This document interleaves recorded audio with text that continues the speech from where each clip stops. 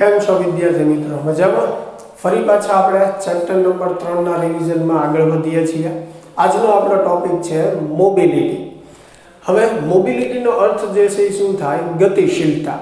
દરેક પદાર્થની અંદર એક ગતિશીલ વસ્તુ હોય છે. જેમ કે ધાતુ પદાર્થની વાત કરીએ તો એમાં ગતિશીલ વસ્તુ જે છે એ મુક્ત ઇલેક્ટ્રોન છે, અને આવા મુક્ત ઇલેક્ટ્રોનના લીધે જ વાહકમાં વિદ્યુત પ્રવાહનું નિર્માણ થાય છે.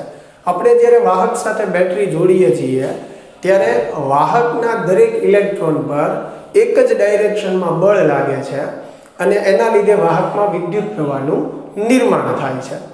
બરાબર? તો વાહકમાં જ્યારે આપણે બેટરી જોડી હોય ત્યારે એની માટે એક ટેકનિકલ શબ્દ આપણે વાપરીએ છીએ કે બાહ્ય વિદ્યુત ક્ષેત્રની હાજરીમાં. તો મોબિલિટીની વ્યાખ્યા આપણે એમ આપી શકીએ કે ભાઈ બાહ્ય વિદ્યુત ક્ષેત્રની હાજરીમાં અથવા તો એકમ વિદ્યુત ક્ષેત્ર દીઠ ઇલેક્ટ્રોનના ડ્રિફ્ટ વેગને મોબિલિટી કહેવાય. બરાબર? ફરીથી કહું છું, એકમ વિદ્યુત ક્ષેત્ર દીઠ ઇલેક્ટ્રોનના ડ્રિફ્ટ વેગને મોબિલિટી કહેવાય. મોબિલિટીને આપણે મ્યુ વડે દર્શાવીએ છીએ, એટલે મ્યુ બરાબર સૂત્ર થશે VD/E. આના પરથી આપણે મ્યુ જે છે એનો એકમ પણ લખી શકીએ, જેમ કે અહીંયા ડ્રિફ્ટ વેગનો એકમ મીટર પ્રતિ સેકન્ડ. બરાબર? વિદ્યુત ક્ષેત્રનો એકમ જે છે ન્યૂટન પ્રતિ કુલમ. તો આનું સાદું રૂપ આપીને આ એકમ થશે મીટર ઇન્ટુ કુલમ, છેદમાં આવશે ન્યૂટન ઇન્ટુ સેકન્ડ. તો આવી રીતે પણ લખી શકાય. બીજો એકમ પણ આપણે લખી શકીએ છીએ. ડ્રિફ્ટ વેગ જે છે એની માટે મીટર પ્રતિ સેકન્ડ લખીએ, વિદ્યુત ક્ષેત્ર માટે વોલ્ટ પ્રતિ મીટર લખીએ. તો ઉપર થશે મીટર સ્ક્વેર, આ મીટર ઉપર જશે, નીચે આવશે વોલ્ટ ઇન્ટુ સેકન્ડ. તો આવી રીતે પણ એકમ લખી શકાય. આપણે એનું પારિમાણિક સૂત્ર તારવવું હોય, મોબિલિટીનું પારિમાણિક સૂત્ર આપણે મેળવવું હોય તો અહીંયા મીટર માટે આપણે લખશું L1, કુલમ માટે જે છે A1 T1 આવશે, ન્યૂટન માટે આપણે લખશું M1 L1 T-2, સેકન્ડ માટે આપણે T1 લખશું. તો અહીંયા ફાઇનલી આ T1 જે છે એ કેન્સલ થઈ જશે, M એક ઉપર જશે એટલે M-1 આવશે. બરાબર? L1 પણ અહીંયા કેન્સલ થઈ જશે એટલે L વાળું એક પણ પદ નથી આવતું એટલે L0 થશે. T-2 ઉપર જશે તો એ પ્લસ થશે એટલે T2 ઇન્ટુ A1 એનું પારિમાણિક સૂત્ર થશે. ચાલો બીજા સમીકરણો પણ આપણે મોબિલિટીના મેળવીએ. તો અહીંયા છેદમાં E જે છે એઝ ઇટ ઇઝ, ડ્રિફ્ટ વેગનું એક સૂત્ર આપણે અગાઉ મેળવેલું જ છે, E ઇન્ટુ ટો.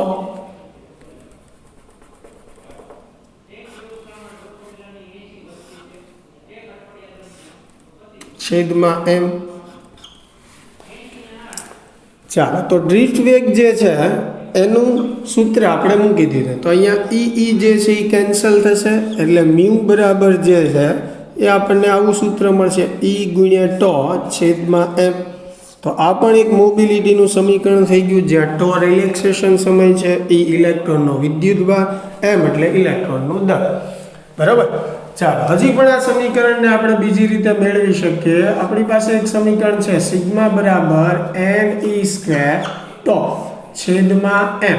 તો આના પરથી ટોને સૂત્રનો કરતા બનાવીએ તો સિગ્મા ગુણ્યા M છેદમાં શું લખી શકાય? NE². તો ટોની આ કિંમત આપણે આ સમીકરણમાં મૂકીએ તો મ્યુ બરાબર શું થશે?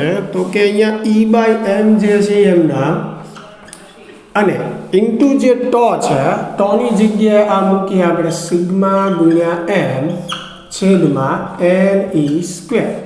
તો એક M જે છે એ કેન્સલ થશે, એક E કેન્સલ થશે.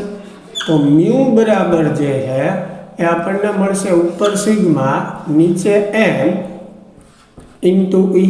તો આવી રીતે પણ મોબિલિટીનું સૂત્ર લખી શકાય, જ્યાં સિગ્મા વાહકતા છે, સ્મોલ n એટલે ઇલેક્ટ્રોનની સંખ્યા ઘનતા છે. તો ધાતુ પદાર્થની જ્યારે આપણે વાત કરતા હોઈએ તો ધાતુ પદાર્થમાં વિદ્યુત પ્રવાહના નિર્માણ માટે ફક્ત મુક્ત ઇલેક્ટ્રોન જ જવાબદાર હોય છે.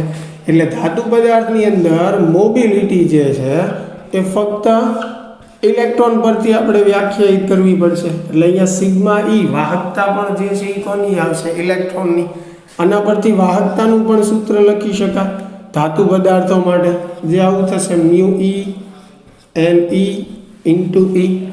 પણ જો આપણે અર્ધવાહક પદાર્થોની વાત કરતા હોઈએ તો અર્ધવાહક પદાર્થોમાં વિદ્યુત પ્રવાહનું નિર્માણ બે ગતિના લીધે થાય, મુક્ત ઇલેક્ટ્રોનની ગતિના લીધે અને સાથે સાથે હોલની ગતિના લીધે.